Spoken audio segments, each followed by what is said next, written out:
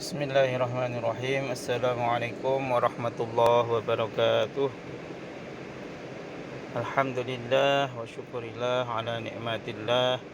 La hawla wa la quwata illa billah. Assalatu wassalamu ala rasulillah wa ala alihi wa sahbihi wa mawalaha ba'du.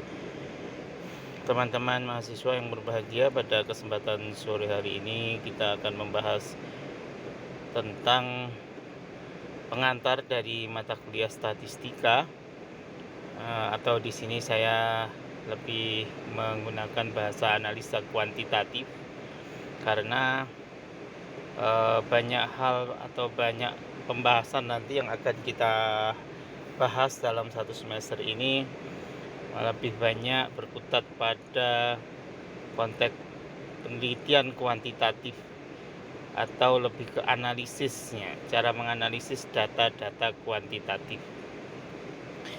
Nah, dalam pertemuan yang pertama ini saya akan memberikan satu gambaran tentang apa yang harus kita capai nanti di dalam pembelajaran, bahwa mahasiswa mampu menguasai beberapa teori statistika untuk menganalisis data penelitian sehingga dapat menyusun laporan karya ilmiah dalam bentuk buku ataupun artikel jurnal, ya, jurnal ilmiah.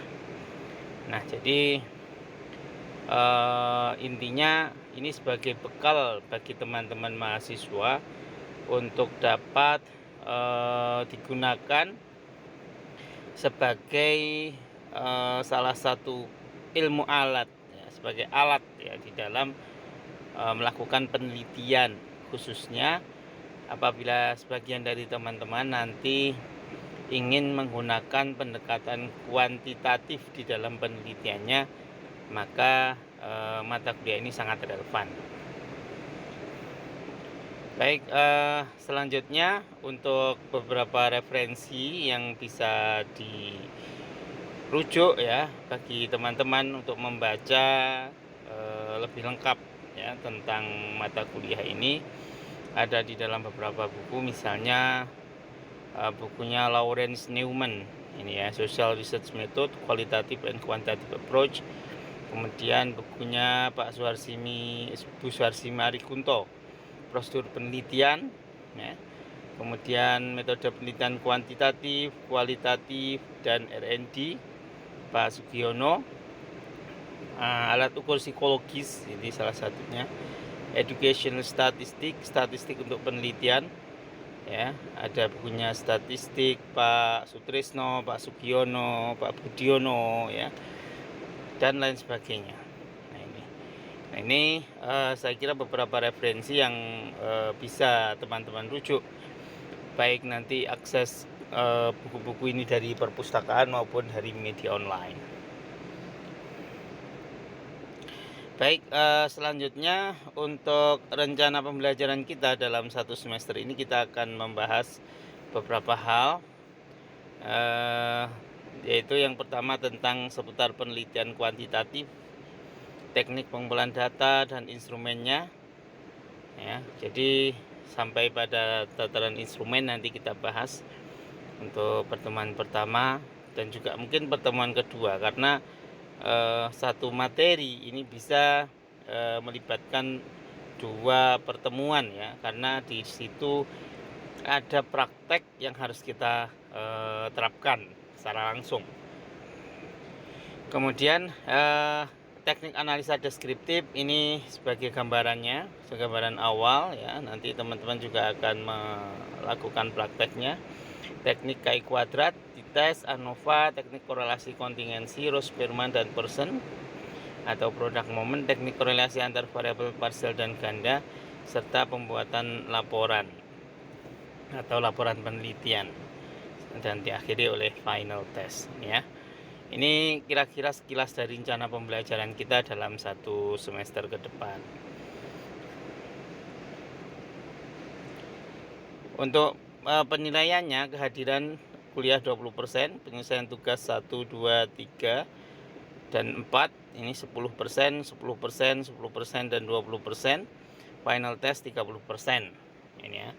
Jadi basisnya lebih banyak kepada proses dan diakhiri dengan final test. Kemudian selanjutnya ini kita akan membuka tema yang pertama, yaitu tentang analisis kuantitatif. Nah, analisis kuantitatif. Apa yang dimaksud dengan analisis kuantitatif? Nah, analisis kuantitatif ini merupakan salah satu teknik ya, atau cara di dalam menguraikan dan menjabarkan data-data hasil penelitian berupa angka. Nah, ini kuantitatif ini lebih kepada angka, bukan kalimat, tetapi angka. Ini karakteristik kuantitatif, sehingga mampu memecahkan persoalan yang sedang diselidiki. Jadi data-data kuantitatif bisa diterjemahkan, bisa dibaca, bisa diuraikan, disimpulkan untuk menjawab persoalan-persoalan yang kita teliti. Ini merupakan analisa kuantitatif. Selanjutnya, kalau kita lihat beberapa aspek dari jenis penelitian ya, ini secara umum saja.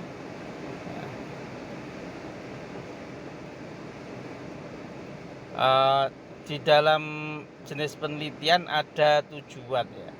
Jadi jenis penelitian ini menurut tujuannya dibagi menjadi eksploratif dan kebijakan.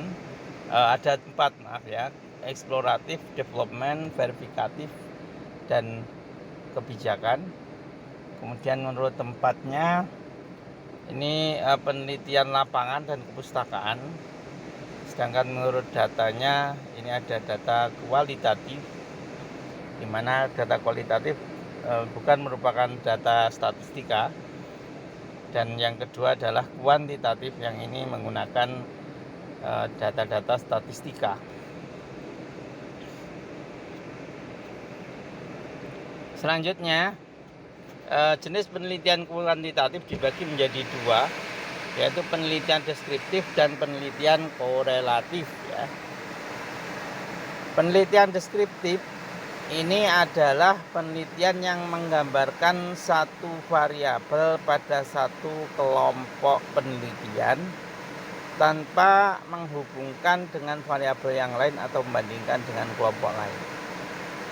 Ini penelitian kuantitatif ya, penelitian deskriptif maksudnya. Jadi sifatnya bukan perbandingan, apalagi menjawab hipotesis.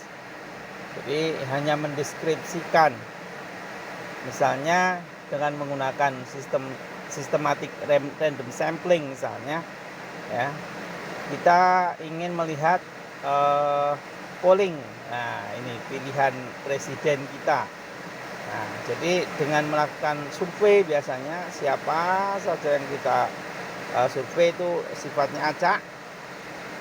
Nah, kemudian data itu kita kumpulkan dan baru kita deskripsikan. Nah, ini penelitian deskriptif namanya. Jadi manfaat datanya untuk mendeskripsikan satu kajian atau satu tema dalam penelitian. Nah, berbeda dengan penelitian korelatif misalnya ya. Ini yang kedua.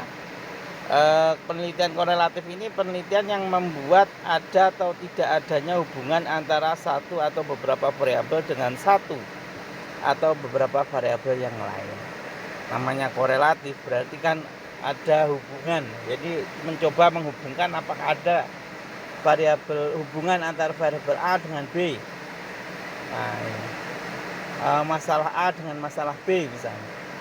Nah, ini penelitian korelatif. Jadi perbedaannya dengan deskriptif, ini mendeskripsikan bisa jadi masing-masing variabel ya, ada 2 misalnya, tetapi kemudian selain dideskripsikan, kedua variabel ini dihubungkan dan hasil hubungannya, hasil pengujian terhadap hubungan itu kemudian disampaikan, dideskripsikan. Yang ketiga adalah penelitian komparatif. Ini adalah penelitian perbandingan ya, yaitu penelitian yang melaksanakan perbandingan satu kelompok atau lebih dengan kelompok lain dalam satu variabel atau dengan variabel yang lain. Nah, ini sifatnya lebih mendalam ya. Kalau perbandingan ini tidak hanya sekedar menghubungkan, tetapi benar-benar melihat karakteristik dari masing-masing variabel itu, lalu setiap karakteristik detail-detailnya itu dibandingkan. Nah, ini saya kira 3 jenis penelitian kuantitatif ya. Selanjutnya bahwa di dalam penelitian kuantitatif atau secara umum ya, kita melakukan penelitian tentu berangkat dari masalah. Nah, berangkat dari satu masalah. Bagaimana satu masalah itu dapat diteliti? Ini menjadi pertanyaan ya. Seringkali kita pertanyakan juga, mahasiswa juga ketika kita tanya juga agak kebingungan, misalnya begitu ya. Nah, ini ternyata satu masalah, jadi penelitian itu berangkat dari masalah, dan masalah yang dapat diteliti itu harus memenuhi beberapa syarat. Yang pertama, tujuan penelitiannya jelas ya. Jadi ketika kita ingin memecahkan masalah itu, oke, masalahnya terlihat, ada anak tawuran, anak SD tawuran di sekolah, nah misalnya itu ya. Kita ingin melihat atau memecahkan masalah kenapa anak SD itu tawuran di sekolah. Nah, otomatis kita ingin memecahkan itu agar kita dapat mencapai satu tujuan. Ya, tujuan kita apa begitu. Nah, itu yang kita ukur ya. Kalau kita ingin menguraikan masalah anak SD yang sedang tawuran misalnya, nah tujuannya adalah supaya anak usia SD kok tawuran, ya harusnya anak usia SD itu ya belajar yang baik, mereka nurut manut pada guru, orang tua ya, berteman dengan baik sama temannya, kan harusnya begitu. Itu tujuannya begitu. Nah, sehingga dari tujuan ini jelas ya, kita menyelesaikan persoalan anak SD yang tak suka tawuran tadi agar anak SD itu bisa rukun. Nah, begitu. Itu tujuan penelitian. Jadi jelas, terukur, tersedia data yang cukup. Nah, ini jadi kasusnya misalnya anak tawuran di STA. Lah STA itu memang benar-benar ada gitu. Bukan nggak ada. Kalau nggak ada ya repot ya. Berarti penelitian kita nggak bisa dilakukan.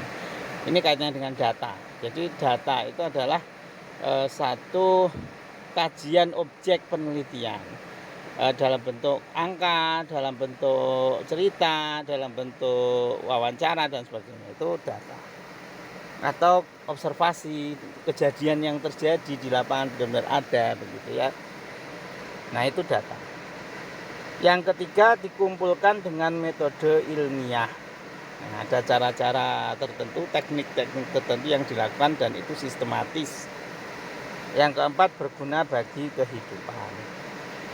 Nah, kemudian untuk penelitian kuantitatif, data harus berupa angka atau kata-kata, gambar, lambang yang bisa diangkakan atau dikuantifikasikan. Nih.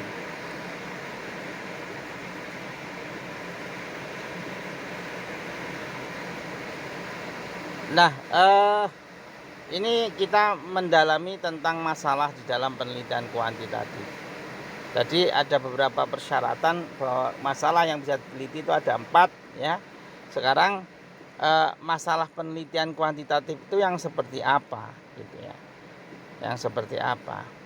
Dinamakan masalah penelitian adalah karena ada satu kesenjangan antara harapan dengan kenyataan ya. Harapannya begini, kenyataannya kok begitu. Nah, berbeda, bertolak belakang. Nah, ini adalah ada masalah di situ. Jadi pergeseran atau gesekan antara harapan dengan kenyataannya. Nah, itu berarti gesekan itu adalah masalahnya. Atau perundang-undangan dengan pelaksanaannya, peraturan dengan implementasinya, teori dengan prakteknya, implementasi, sehingga menarik minat dan perhatian untuk diteliti. Nah, selanjutnya masalah harus diungkapkan dalam latar belakang ya. Jadi namanya latar belakang masalah itu berarti kronologis terjadinya masalah itu. ya, itu diceritakan dalam latar belakang. Nah, seperti halnya kita melihat satu peristiwa dan itu menjadi satu masalah bagi kita ya. Nah, kita ceritakan mulai dari awal cerita itu bagaimana ya, kemudian sampai selesai, dan kita juga menyimpulkan seharusnya bagaimana begitu. Nah, itulah masalah itu ya. Jadi sebenarnya latar belakang masalah itu tidak sulit kalau kita benar-benar paham dengan masalah yang terjadi. Bahkan sekaligus kalau tidak dikaitkan dengan sesuatu yang ideal yang seharusnya mungkin dari satu teori atau bacaan tertentu, maka nah kita akan mudah untuk menyusun masalah di dalam latar belakang masalah itu.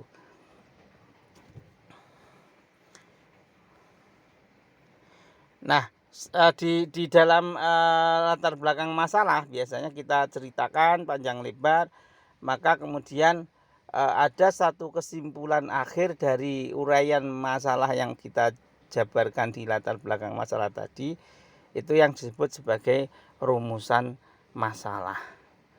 Jadi merumuskan masalah itu adalah membuat atau merangkum masalah-masalah itu menjadi satu pertanyaan. Jadi ketika kita sudah cerita panjang lebar masalahnya ini dan seharusnya begini, nah pertanyaannya itu baru kita munculkan, mengapa kok begitu? Bagaimana bisa terjadi seperti itu? Apa penyebab terjadinya kasus itu? Nah, itulah rumusan masalah ya.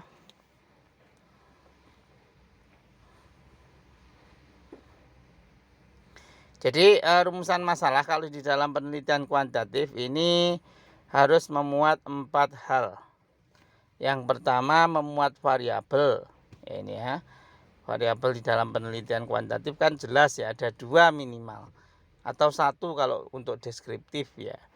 Nah, jadi harus memuat variabelnya. Jadi misalnya perilaku konsumtif misalnya, perilaku konsumtif itu satu variabel. Nah, itu ketika kata kunci yang kita pakai adalah perilaku konsumtif, maka di dalam rumusan masalah juga harus muncul kata-kata itu.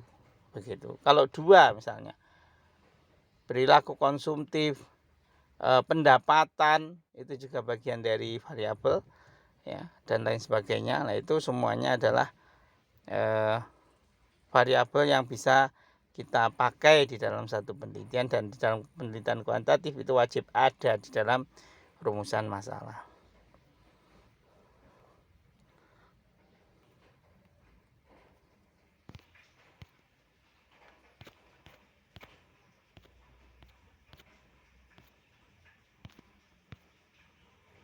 Yang kedua, pertanyaan jelas tidak ambigu ya.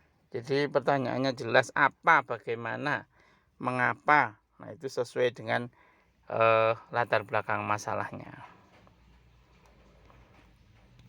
Kemudian yang ketiga, memungkinkan pengumpulan data untuk menjawab pertanyaan ya. Jadi jelas kira-kira datanya ada ini. Kalau ada berarti pasti pertanyaan masalahnya akan terjawab. Kalau nggak ada ya nggak bisa.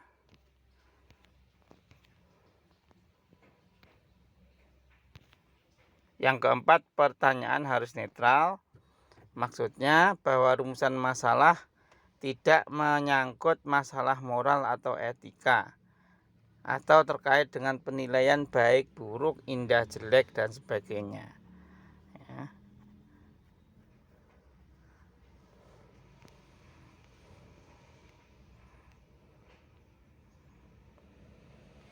Kemudian persyaratan satu masalah dapat diteliti. Ini yang pertama sistematis ya. Samping beberapa syarat-syarat tadi ya, yang lain ini ada sistematis ya. Diurutkan mulai dari masalah yang sederhana sampai masalah yang kompleks. Berencana artinya dilaksanakan berdasarkan rencana sesuai dengan unsur-unsur masalah. Kemudian prosedur ilmiah, ini menggunakan prosedur ilmiah. Nah, masalah yang baik adalah yang dapat diteliti, mudah dirumuskan, hipotesisnya jelas. Ini kalau dalam penelitian kuantitatif ada hipotesis ya. Kemudian mudah dalam pengumpulan data, kemudian mudah dalam penarikan kesimpulan, dapat memecahkan masalah yang diteliti. Kemudian hal-hal yang dapat dipertimbangkan untuk memilih masalah, yang pertama masalah sesuai dengan minat peneliti. Ya bidangnya sesuai, kalau nggak sesuai nanti repot, kita belajar lagi. Ya. Penelitiannya dapat dilaksanakan dengan pertimbangan. Peneliti menguasai teori, ya, karena bidangnya berarti teorinya dia paham. Peneliti mempunyai waktu yang cukup untuk melakukan penelitian itu. Peneliti mempunyai tenaga untuk melaksanakan, dan yang terakhir peneliti mempunyai dana yang cukup untuk membiayai. Ini beberapa pertimbangan untuk memilih satu masalah.